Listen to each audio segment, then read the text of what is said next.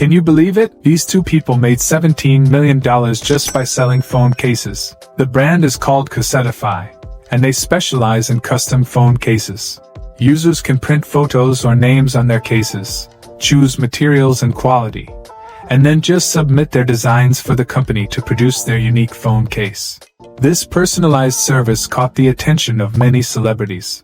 Messi even promoted Casetify on his own, which helped the brand go viral overnight. But that's not all. After perfecting their model, Casetify started inviting ideas on their website, offering prizes to global designers for submissions. Users vote to pick the best designs for mass production, with designers earning big commissions. They also collaborate with well-known brands like Disney and the NBA to launch limited editions that sell out fast. Plus, they also host pop-up events with trendy boutiques to attract influencers, turning phone cases into fashionable must-haves. In these ways, Casetify has sold 3 million units in just a year. By tapping into users' needs and unleashing creativity, even the smallest and simplest stuff can hold endless business potential.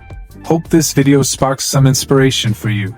Follow us to learn more about e-commerce and ways to make success.